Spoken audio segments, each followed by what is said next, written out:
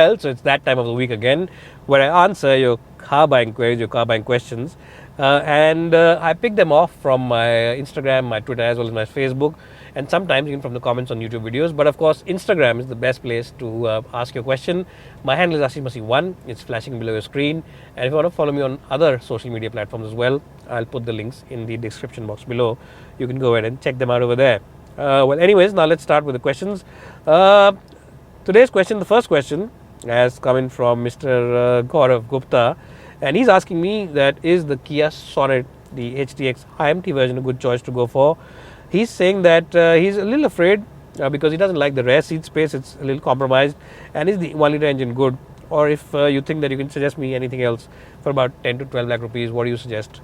Well, Gaurav, the Kia Sonet IMT is a decent car to drive, don't get me wrong, it's a nice package to drive.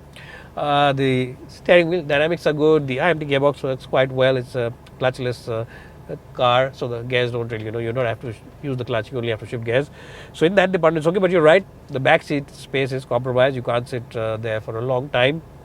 And a lot of people are asking questions these days about safety and build quality of the car. That also, if you think, is not there. You might say the 1 litre engine, no problem with that because it's a proven engine. It's been doing duties on a lot of other cars on the Hyundai range as well. But do you want to know any other cars, any other suggestions I can give? Well, my suggestion would be to avoid the Kia Sonet and instead pick up the Renault Kiger, in which I'm sitting at the moment. And the Renault Kiger offers you very good build quality. It's a 4-star crash test safety rated car, so that's quite reassuring, very confidence inspiring. And there's plenty of place in the back seat. The boot is really big, 405 liters. Ground clearance is good, and in terms of features, you get all the equipment that you want and better equipment that you might get in the Sonet versions as well. In fact, you get everything, complete digital gauges, Apple CarPlay and Auto, wireless charging for your mobile phone, and this car's top end version will come for about 11 lakh rupees, 11.5 lakh rupees on road. So pricing wise also it's very competitive, and the best point is you get a full automatic, you get a full CVT automatic, so you don't have to change gears also. And of course, fuel efficiency wise, definitely this engine is better than the Kia. So my advice is to forget the Kia Sonet and buy the Renault Kiger instead. I hope I have answered your question. Well, so Umesh Patil has written to me, and he is planning to buy a diesel car, budget of about 12 lakh rupees, and he says that his family of 5 with people about 5'5" average height, 5 feet 5 inches.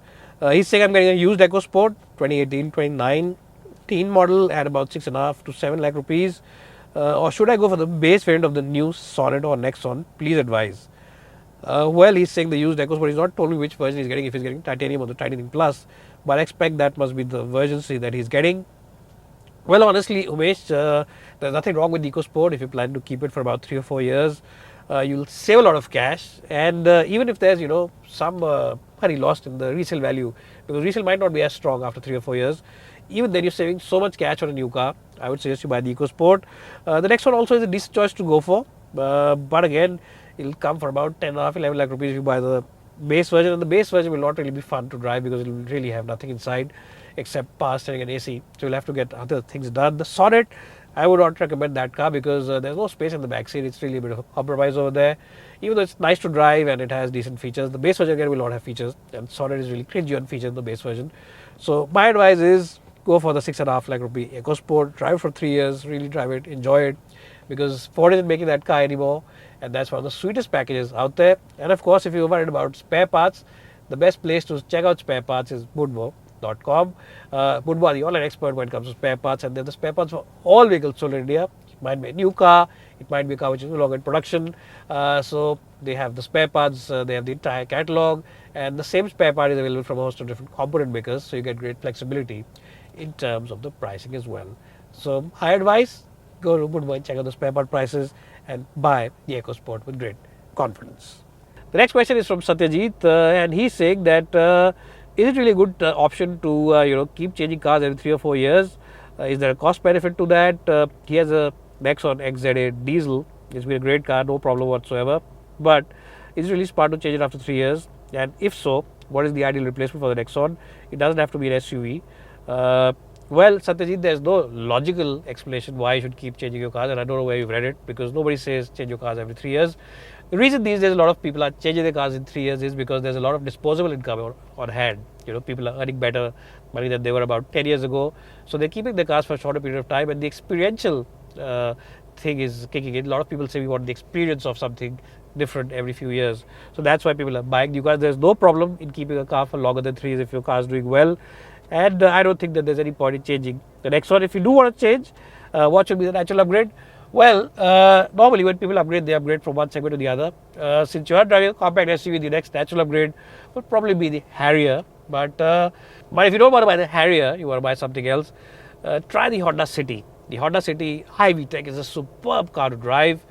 It's quite fuel efficient, 12, 13 regularly it gives you. CVT if you choose, it'll be nice. If you choose manual, even more, 14, 15 maybe in the city. That's a good option for you. Of course, the Seltos is something which you will not like because the build quality is not as good as the Tata cars. But yes, if you want to stay in the Tata family, even the Safari is a good option. These are my two choices for you, the Safari or the Honda City. Well, so Mr. Kunal Kumar is writing it to me and he's saying I'm waiting for the new Brezza or the new Venue facelift. So please answer which one will be better. Well, Kunal, honestly speaking, the Brezza is going to be a very big change. It's going to be a massive change. It's all like a new model. The panels will be changed, everything will be changed. Interiors will be completely overhauled. The Venue won't be such a big difference. Yes, it'll be a different car, but it's more of an upgrade rather than a completely big model change. So if you really talk about which one should you buy, it's a difficult choice. Definitely the Brezza will have better space in the backseat like the current car does. But how will it be to drive? Well, the automatic will now be a 6-speed automatic compared to the earlier car. So definitely the driving also will be good. And every time Maruti upgrades a car, the engine tuning also, the engine mapping also changes. So that will also be improved quite a bit. So those things definitely the Brezza will be improved.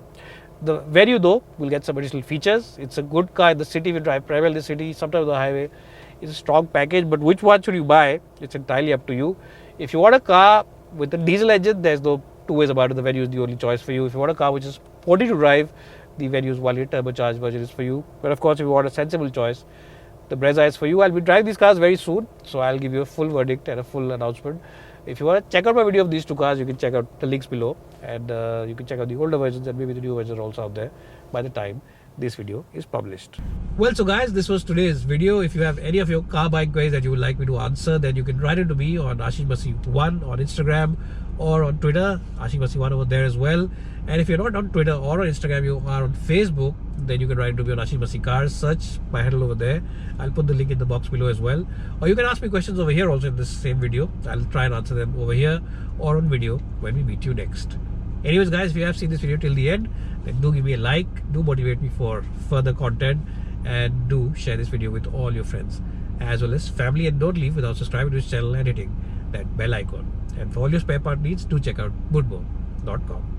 We'll see you in the next one very soon.